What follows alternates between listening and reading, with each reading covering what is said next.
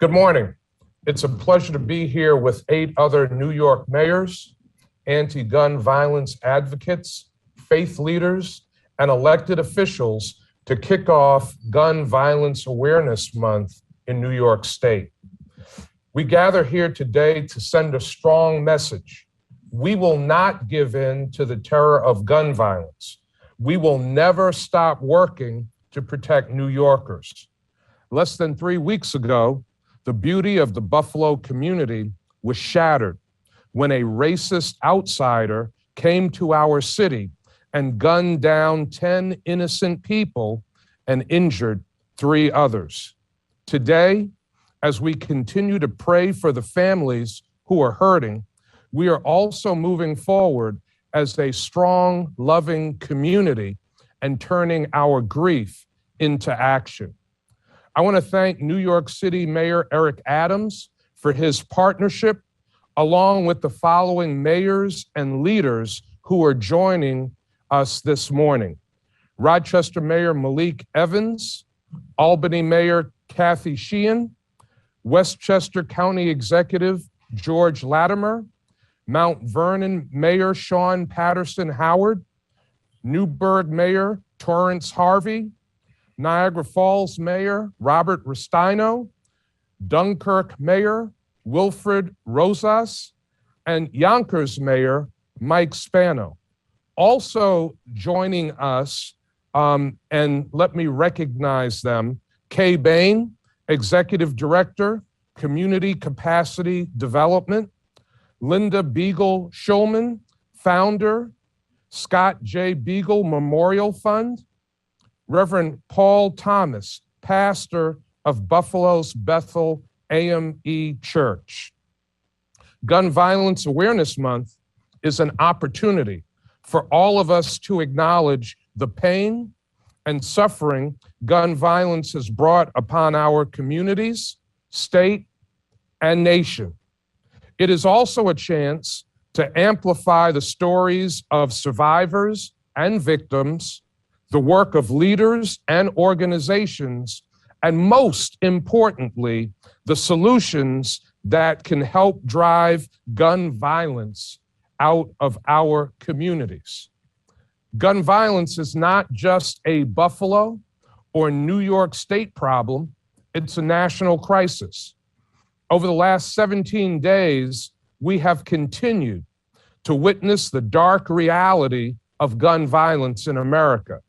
From the mass shooting right here in Buffalo to the tragedy in Uvalde, Texas, plus an additional 24 lives lost across 10 states in other gun incidents, all totaled 65 deaths in less than 3 weeks. No matter the motivation of the person behind the weapon, this is the time we are standing up and saying no more. This is why I have partnered with Governor Kathy Hochul, the federal government, and local law enforcement to remove illegal guns off our streets and keep our community safe. Our efforts must increase to end gun violence. Among the Black Americans polled in a recent Pew Research Center study, approximately 8 in 10 said gun violence is the top concern facing their community. Today, in partnership with my fellow mayors and leaders on this call, we affirm and declare June as Gun Violence Awareness Month in our respective communities, a time dedicated to having discussions, raising awareness, and pushing for change. This weekend, June 3rd through June 5th, we will light the Buffalo City Hall and other government and private buildings in orange, the color of gun violence prevention, and we are asking other municipalities to do the same. We are calling for a weekend of faith, June 10th through June 12th, encouraging faith leaders across the state to deliver sermons on preventing gun violence in their community.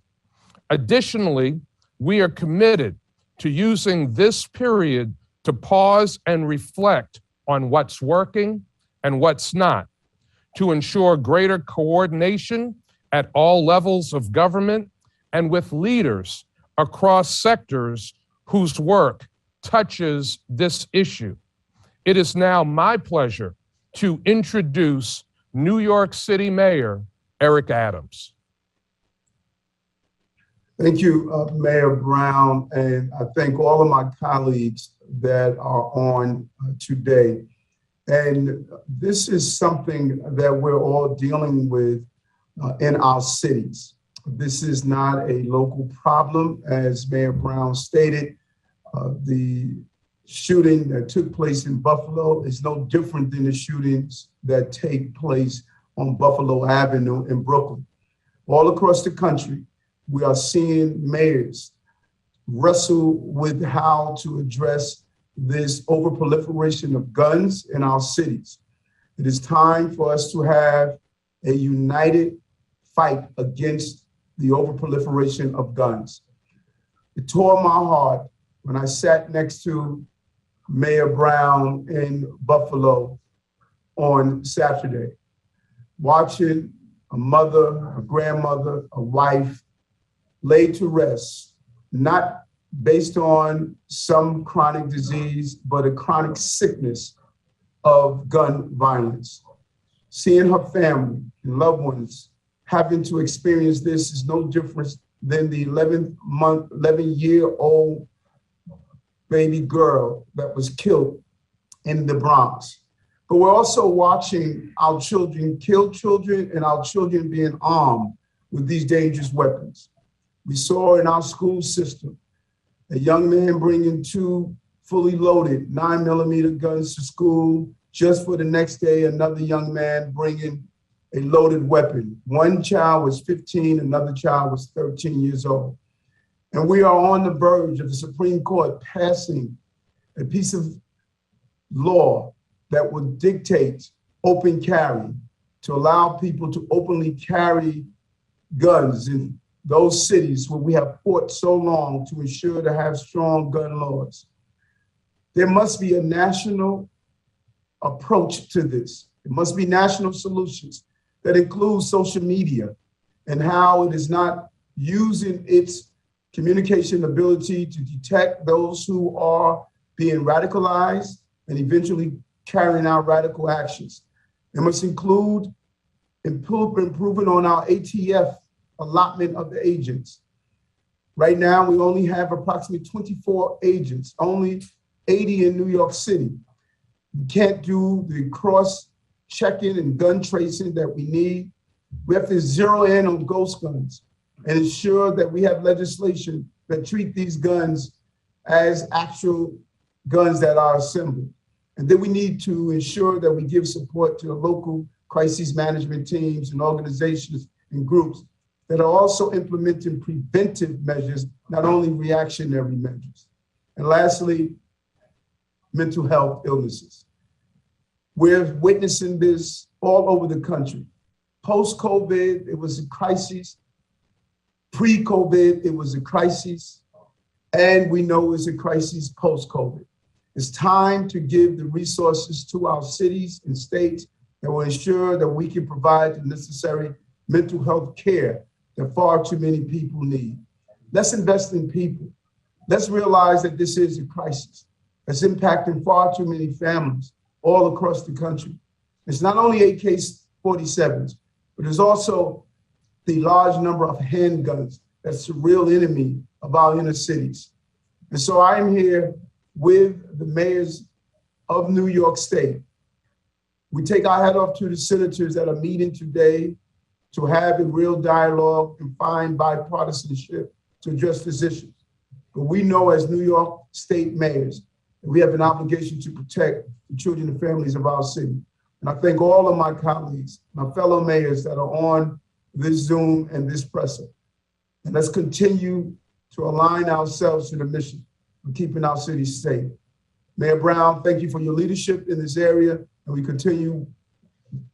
have the desire to continue to work with you. Thank you.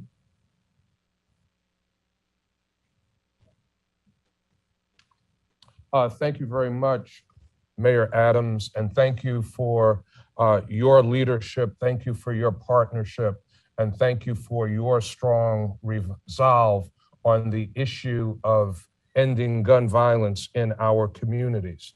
Now it is my pleasure to introduce Kay Bain, Executive Director of the Community Capacity Development, for his comments. Thank you, Mayor Brown. Want to extend thanks to Mayor Adams for his continued leadership and pushing forward a people-centered approach to this crisis as he described it. My name is Kay Bain. I am the founder, executive director of Community Capacity Development. We are a human justice and healing organization. And what that means is that we approach violence on three layers simultaneously. We look at community mobilizing and empowerment. We look at system change, and we look at individual transformation. These three things have to happen simultaneously in order for there to be a transformative effect in communities.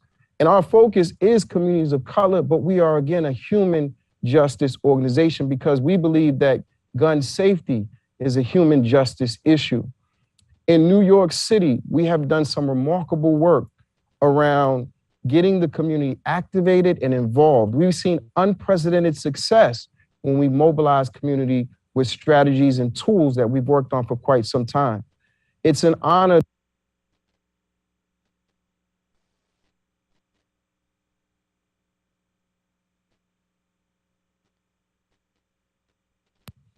What does this mean for the nation? This means that we are raising the consciousness and awareness. This means that we're sending a signal around the country that we have to rehumanize what's happening in this country.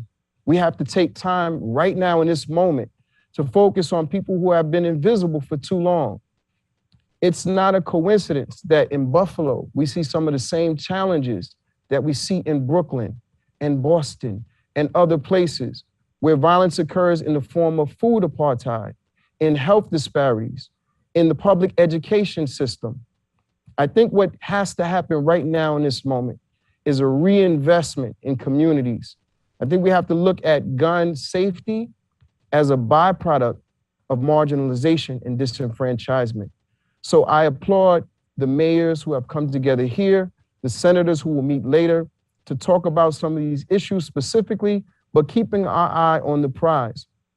In talking to the community in Buffalo, they're telling us they want to see self-defense and mental discipline. They want to see community mediation trainings. They want to see ways to interact and communicate on a higher level, in addition to addressing the influx of drugs and guns that come into communities. So if we're listening to community, if we're doing need assessments, which we are, if we're internalizing what's being said and operationalizing it, then we have an opportunity. We have an opportunity right now to do something transformative in communities that desperately need an effective change.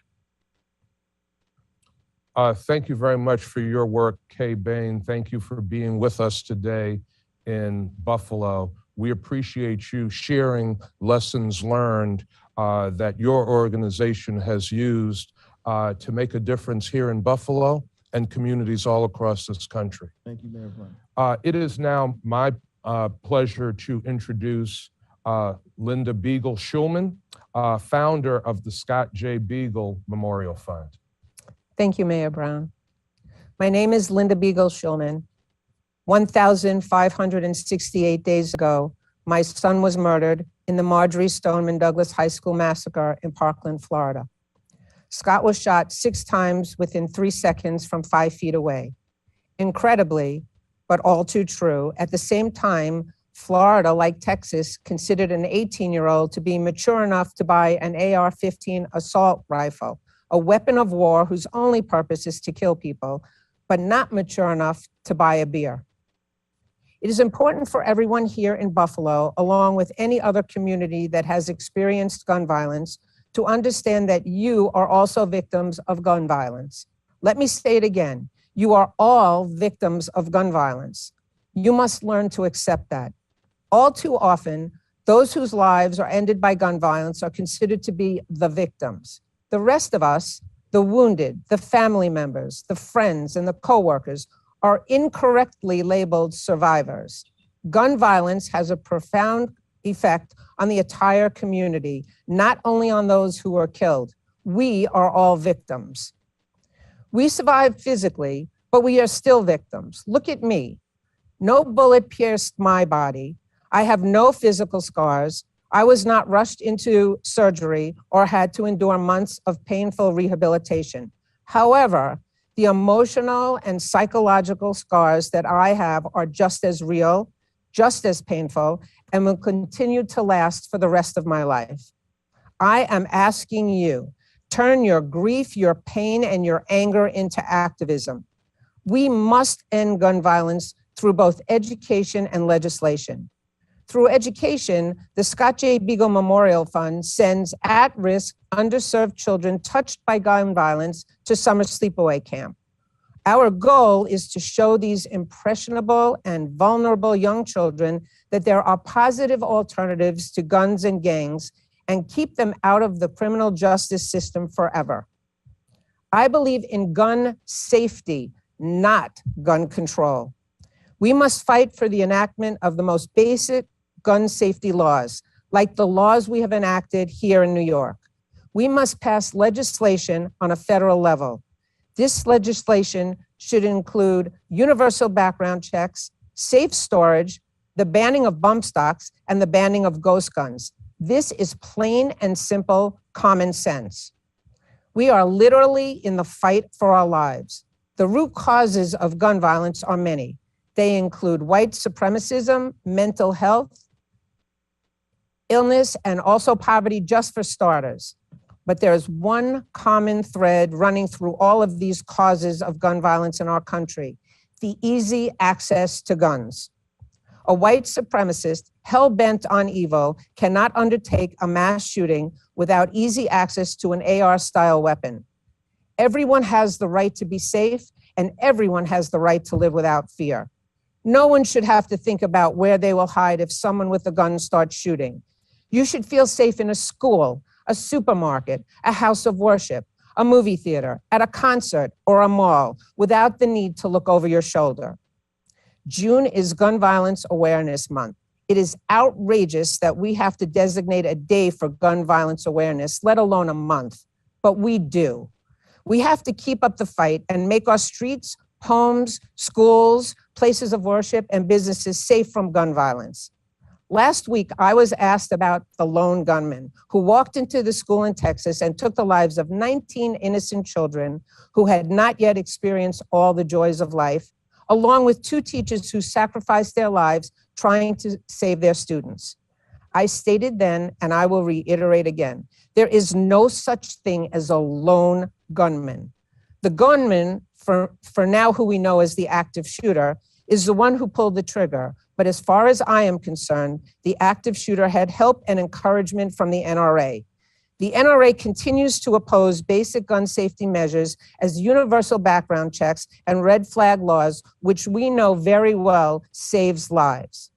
An active shooter had help and encouragement from the gun industry, who continued to sell guns that they knew were full well for only one purpose. The purpose was to kill people.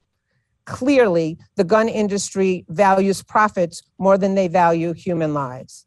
The active shooter had help and encouragement from governors, lieutenant governors, states' attorney generals, state legislatures, and the 50 United States senators as they continue failing to enact reasonable gun safety laws.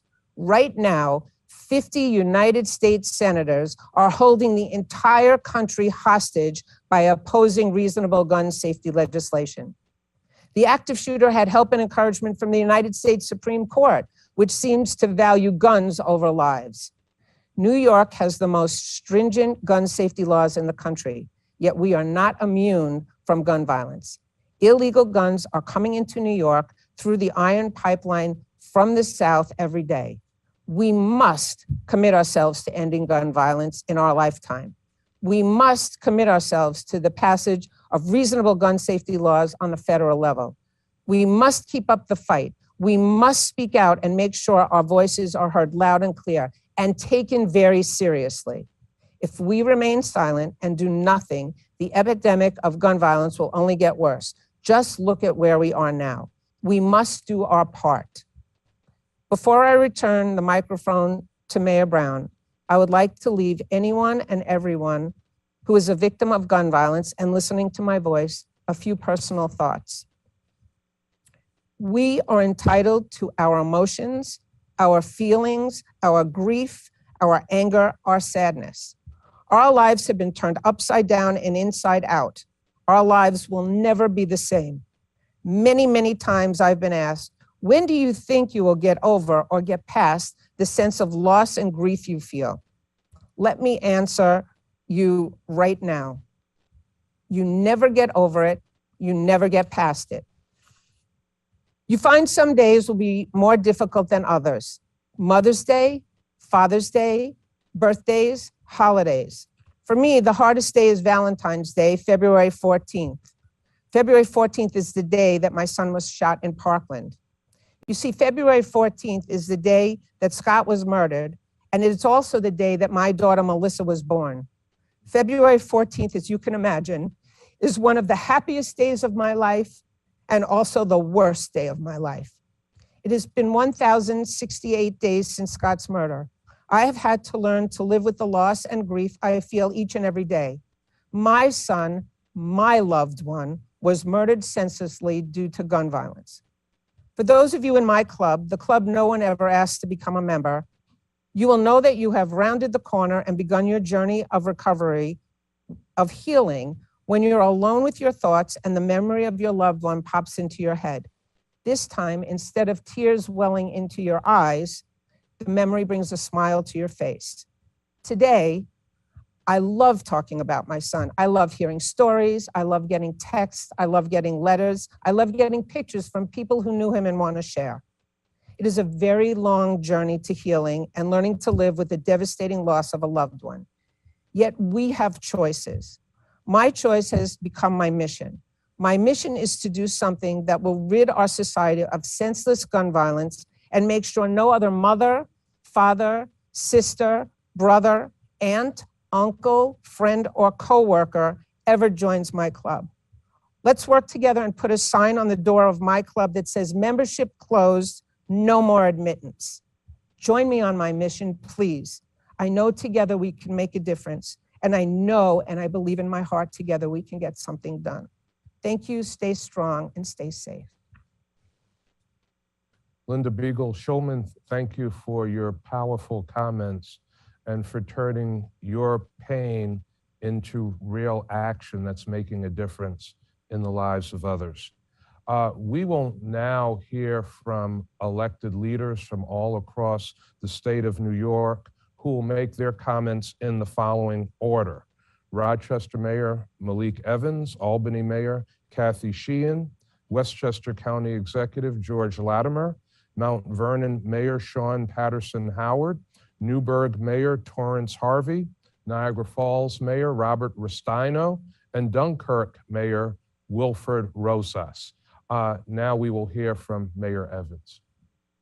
Thank you, Mayor Brown, for hosting this event. And I want to say we continue to pray for you, Mayor, Brother Mayor, and all of our brothers and sisters in Buffalo. Buffalo is extremely close to Rochester, as you know, 90 miles to the east. So our hearts are broken for our brothers and sisters in Buffalo. And I always say that we see ourselves in Mayor Brown because we see ourselves in the community of Buffalo. The victims of that horrific incident on May 14th represent a cross-section of America. A retired police lieutenant, a substitute teacher, a beloved grandmother, a dedicated community activist. All these folks are representative of the gun violence that we're seeing in our communities. And I know that I'm tired of it, and I know our fellow mayors are also tired of it. We owe it to survivors, to folks like Linda Beagle-Schulman, who just spoke, to not let our despair paralyze us and move into action. And I hope that as we continue to work, that work in prayers. I'm a preacher's kid. Faith without work is dead. We just can't pray. We also have to work at it. We'll be able to shine a shining light to lift our hearts during these difficult times that we're seeing and that we just saw in the last couple of weeks in Buffalo and in Texas. It's exhausting, and I think that it's a crying shame that today in America that we continue to see gun violence across the spectrum, and it is a punctuation point when we see that it's sometimes driven by hate and racism that cost predominantly African Americans their lives. And I hope that we can come up with sensible legislation that will get guns out of the hands of people who should not have them. I'm a banker, and I'll wrap up. I'm a banker, so I look at the numbers. I look at the numbers. And in 2020, more Americans died of gun-related injuries than any other year on record. And that includes a record number of gun numbers. In 2020, even after all these mass shootings that we've had, Sandy Hook, Parker, that's 45,222 people dead from gun-related injuries, according to the CDC in 1 year. And again, I tell you, I'm a banker, so I go to the numbers and think that would somehow wake folks in Washington up to action. There were 61 shooter incidents that killed 103 people and wounded 140 in 2020. That's 243 casualties of active shooter instances in 1 year, a 50% increase from the previous year and a 96.8 increase from 2017. So we have to keep speaking up. We have to keep speaking up, but we also have to demand action. And as it was said, in Rochester, we'll be proclaiming this week on Friday with our county executive, Gun Violence Awareness Month. We'll be wearing orange. We'll be lighting up our city orange. I'm collaborating with our school district. This year alone, my first day in office, my first day is taking in office, my oath. I had a 14-year-old kid murdered while he was going to the store to buy noodles. A 17-year-old murdered while getting off the bus. A 10-year-old shot 4 times while she's braiding her grandmother's hair. So I'm collaborating with our school district because our young people are experiencing this trauma. And then they have to turn on the TV and see what's happening in Texas. It's hard for me to even explain to my kids, who are the same age as the kids that were murdered in cold blood in Texas. How do I explain to them what we are seeing? But in Rochester, we won't give in to despair. We're going to continue to pledge to work with our law enforcement, our civic groups to find a path to the underlying causes that precipitate these incidences. We have the mayor's advisor on violence prevention services. We launched the Rochester Peace Collective last month, which works to try to encourage our young people in particular to do positive things before they get involved in gun violence. The last thing I'll say is, when there's a hurricane or a natural disaster, FEMA comes in and we have this whole of community approach where everybody comes in together to try to solve this natural disaster. Gun violence should be no different. In every level of government, every single organization needs to come together to try to do what we can to stop this carnage that we continue to see in our country and in our cities. And mayors, we live it. We don't get to stand up and talk and preach about it. We got to go to these mothers and fathers and these brothers and sisters and these kids and comfort them while we're seeing this. We don't get to get into esoteric conversations. The problems are right at the doorsteps of City Hall, and we need help. We can't do this alone by ourselves. So thank you, Mayor Brown, for pulling us together. I know that we will keep the faith and we will keep moving forward. And I hope that 50 years from now, people will look back and say, this is the moment, this is the time where they finally did something in the richest, most powerful nation in the world to try to end the scourge of gun violence in our community. Thank you. Our next speaker is Albany Mayor Kathy Sheehan. Thank you, Mayor Evans, and well said. We need help. And Mayor Brown, you are having to utilize leadership skills that none of us ever want to have to utilize. Our prayers are with you, and I am so grateful that Buffalo has a leader like you right now at this very dark time in its history. And you are the right person in the right place. And thank you for your leadership on this issue and for calling us together as mayors to speak out against gun violence. Gun violence impacts every one of our communities. And notwithstanding the fact that we took a record number of guns off the street last year and we're doubling that pace this year, they continue to plague our community and cut down lives. And we need help at the federal level. As other speakers have said, we have some of the strictest gun laws in the country, common sense gun laws here in New York State, and yet we have this pipeline of guns coming into our community. Just last night, there was a drive-by shooting. Fortunately, the victim, it looks like they are going to survive, but the injury will stay with them for the rest of their lives. And we picked up 17 shell casings from that shooting. We shortly after that shooting were able to pull over the vehicle involved in the drive-by where a 16-year-old was found with a gun magazine that could hold 15 bullets. We need to come together and have federal legislation that recognizes that the value of human lives needs to be acknowledged, and we need that help. We cannot do this alone. And when people come to me and say, Mayor, what are you going to do about gun violence in the city of Albany? What are you going to do about the lives lost? And we have similar stories here, as Mayor Evans just shared. And I say to them, don't come and talk to me about solutions until you're willing to talk about common sense measures to keep illegal guns off of our street. They have to be part of that conversation. In addition to mental health services, in addition to ensuring that we are working in our schools, in addition to bringing in all of government approach to our communities, we have to, and we need action around the proliferation of guns in our community. And so I join my fellow mayors in saying we need Congress to act. I join my fellow mayors in saying we need to get serious about funding the services that our communities need, the ones that are plagued by this violence and victimized by this violence. And we need to provide support to those who are traumatized by this. Our children are traumatized when they turn on the television. Our children are traumatized when they hear about these incidents that are happening, but our children in our neighborhoods in the city of Albany are traumatized when they hear those gunshots ring out right outside their homes. So thank you for bringing attention to this. Mayor Brown, thank you for bringing us together, and I stand with you, and we will work and make sure that we are doing all that we can, particularly this month, to finally bring an end to what is a pandemic of gun violence in our communities. Mayor Sheehan, for your comments. Now we'll hear from Westchester County Executive George Latimer. Thank you very much, and thank you very much, Mayor Brown, for your leadership on this. We grieve with you in past times when we served together in the state legislature. You know that you have friends all across the state that stand behind Buffalo in this moment. But what happened in Buffalo, what happened in Uvalde, what happened in Newtown, Connecticut, could happen anywhere. It could happen in my backyard next and in anybody else's backyard. And that's why I would say as a county executive, there's a universality in our concern and our commitment. This is an urban problem, but it's also a suburban problem, and it's also a rural problem.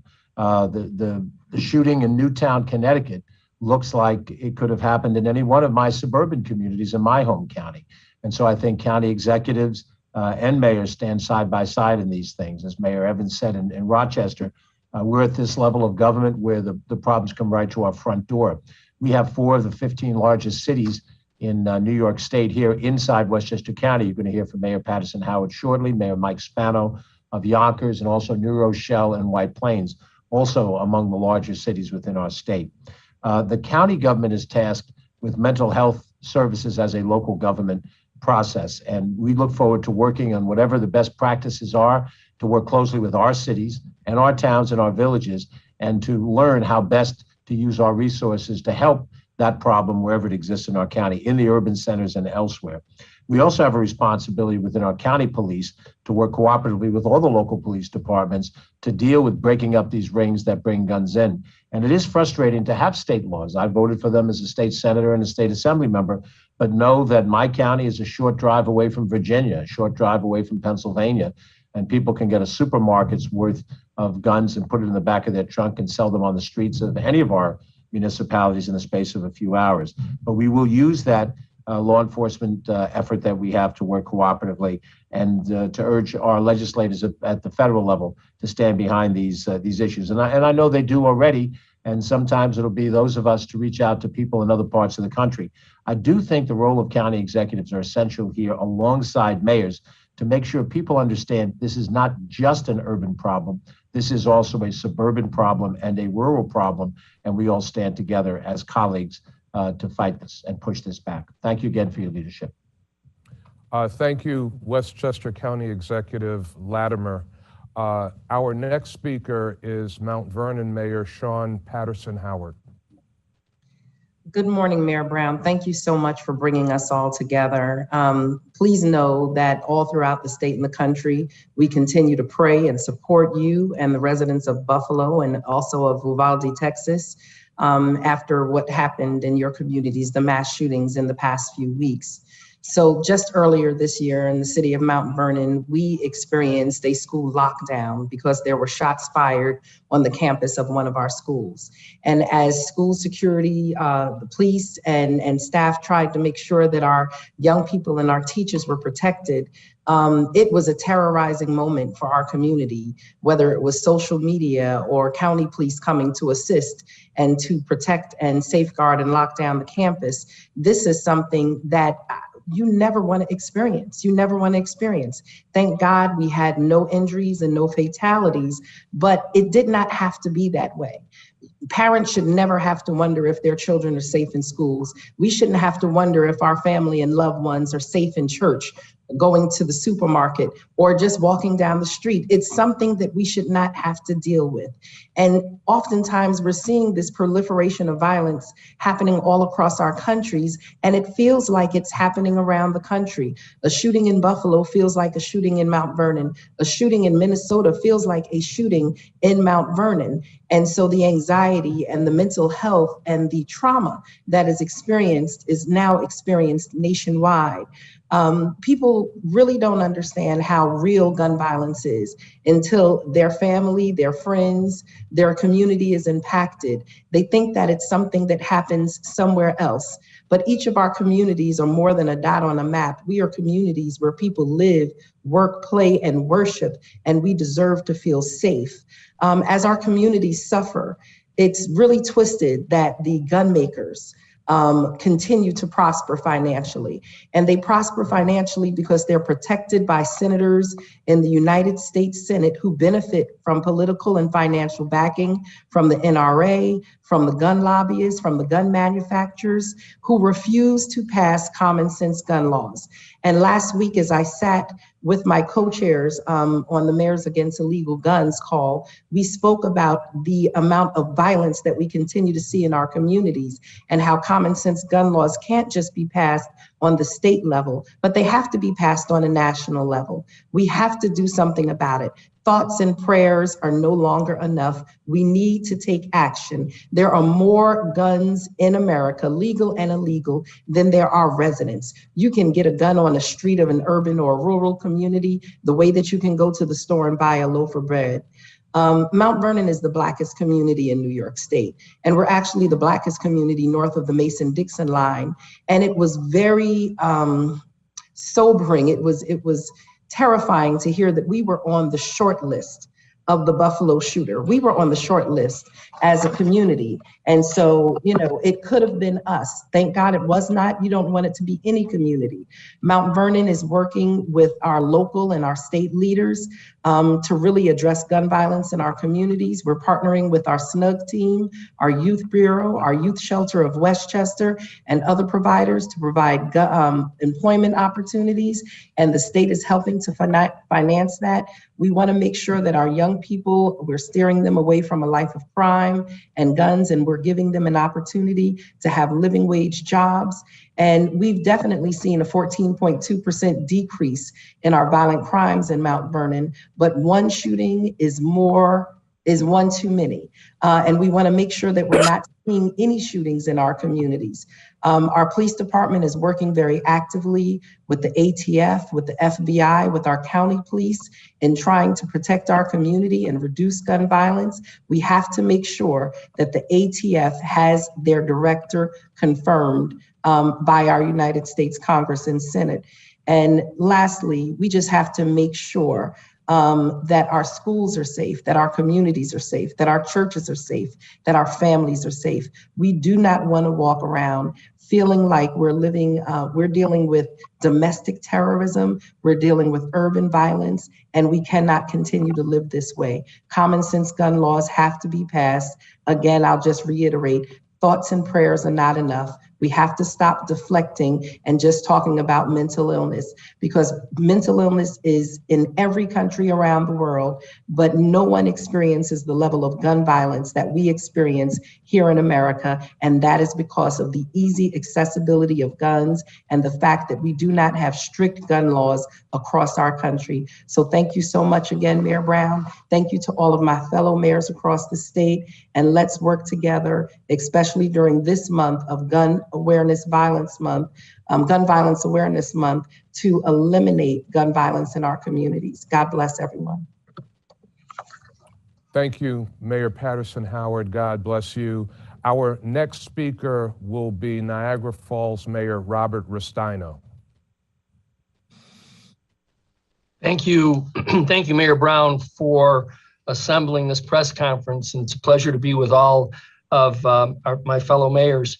I'll be brief. I will say to you that in order to recognize Gun Violence Awareness Month, we will be lighting our world famous falls orange to bring attention to this, as has been said, pandemic, epidemic, the problem of gun violence. So much has been said this morning already about the problem that we face, and I would agree, as Mayor Adams indicated and others as well, we need a national solution. We've seen how patchwork attacks or addressing things in a patchwork way worked out with regard to COVID-19. We're still fighting that fight. So in the end, this problem needs to be addressed at the national level, and as indicated, it needs to be addressed with common sense gun safety laws. You know, even though we have strict laws here in New York State, when we take a look back at what happened in this tragic massacre in Buffalo, there's gaps. There are gaps. There are things that fell through the cracks, things that shouldn't have happened that resulted in this tragedy. So we need to also check ourselves to make sure that we in New York State are doing everything we can to protect our residents and our citizens. You see, Mayor Evans is right. Regardless of whatever happens anywhere, the problem, Mayor Brown, always comes to City Hall, doesn't it? And so in the end, all of us sitting at City Hall want so desperately to fix these problems, but it's bigger than all of us. And so getting us all together today is a great thing. But what we have to do all together is put our voices together and demand change. And I would agree, and I can't remember which speaker said it, and it might have been Mayor Evans. Let's look back and say this was the moment that we decided to not just talk about it, right, Mayor? Thoughts and prayers, but we're going to do something about it. And just know that the city of Niagara Falls joins with all of you in this effort. Mayor Brown, all you have to do is pick up the phone and call me, and I'll be there and do whatever you need me to do. Thank you all for allowing me to participate. And let's hope that we can finally get some common sense into this conversation and keep our senators and representatives feet to the fire. Thank you again. Thank you very much, Mayor Ristino. Next, we will hear from from Dunkirk Mayor Wilfred Rosas. Thank you, Mayor Brown. First of all, I want to thank you for including me today. And I also agree with all the speakers. This is an issue that is too big for any one community to take on. I appreciate you bringing all of us together. And I know that this is only a start. This is where we begin the process. This is a bigger issue than any one of us can take on. The city of Dunkirk is a small city. It's the westernmost city in the state. And yet we also experience violence, gun violence that way. What for me is important for us to understand is that, you know, I'm a retired New York State trooper. And before I was allowed in the academy to even fire a weapon, I needed to go through all this training. And yet none of that exists for anyone that wants to go out and purchase an automatic weapon such as an AR-15. These are just plain common sense policies that should be in place. The process should include a mental health evaluation, a background check, safety courses should be taken. I know that in New York State, to drive a vehicle, it's a privilege, not a right. You have to take these courses to even get a permit. You have to take a test and pass it. Then you have to show that you can actually drive the vehicle. But that's not the case here for purchasing a weapon. So these are basic things that we should be looking at. And again, I'm not going to take up any more of your time, but I want to let all of my colleagues here today know that the city of Dunkirk is on board, and we will do whatever we can to help this coalition achieve its goal.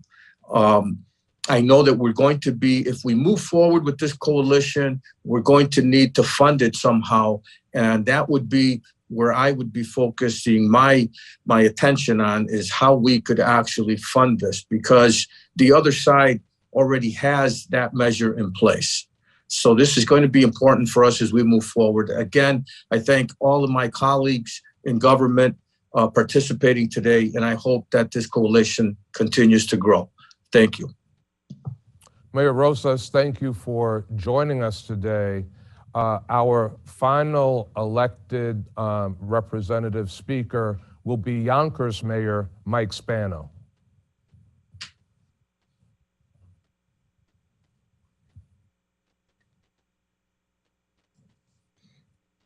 Good morning, Mayor Brown. The people of Yonkers, New York State's third largest city, we want to offer our condolences, obviously, to you and to the people of Buffalo, because you continued grief that you've been going through. I also want to say thank you to New York City Mayor Adams for his words. His words are important because for a long time we have been at this discussion talking about, gun violence in America.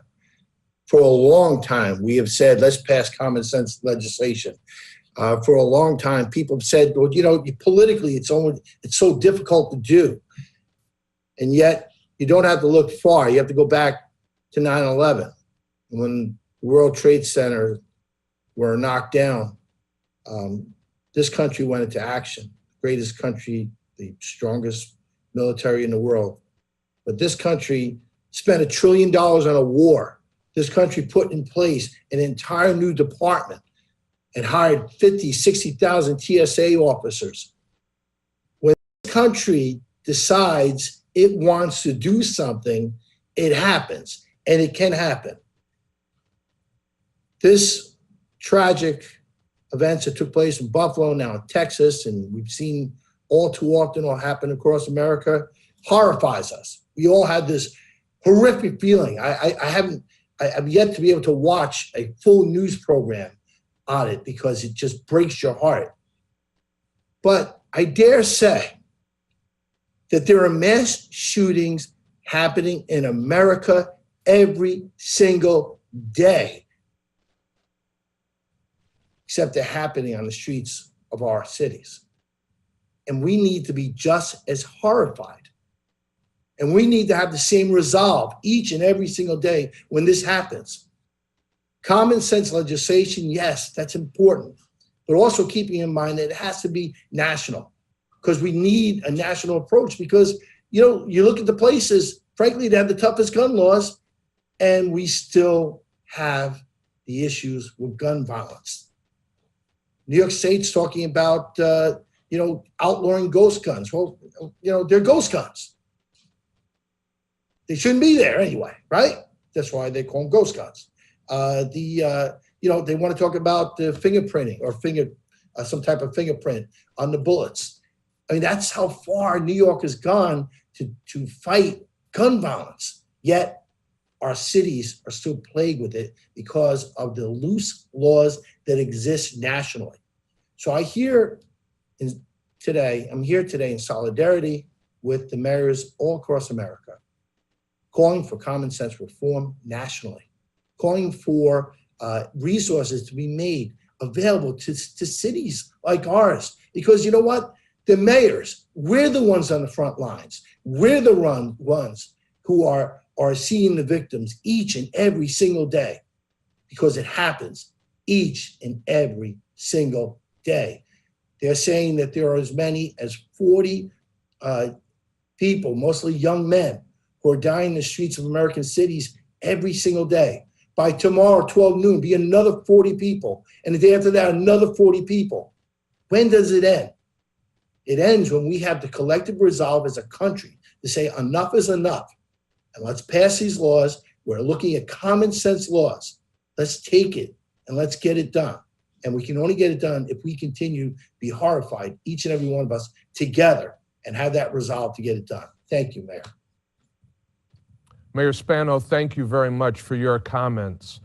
We're now going to ask Reverend Paul Thomas, the pastor of Bethel AME Church, to close our statewide call in prayer. Thank you, Mr. Mayor. And as we gather together and close out this event in prayer, we look to God. We are reminded of Exodus, where it says, love God and love your neighbor as you love yourself. And I pray that we are consciously aware of this mandate to love each other. If you love yourself and if you love God and if you love your family, then love me too. This is the command that we find in Exodus. May the wealthy find common ground in loving the poor. May the strong find common ground in loving the weak. May those who struggle with mental health concerns and issues be just as loved on by those who have things ironed out and together. May this love transcend into our schools. May it transcend into our homes. May it transcend into our places of worship and our culture.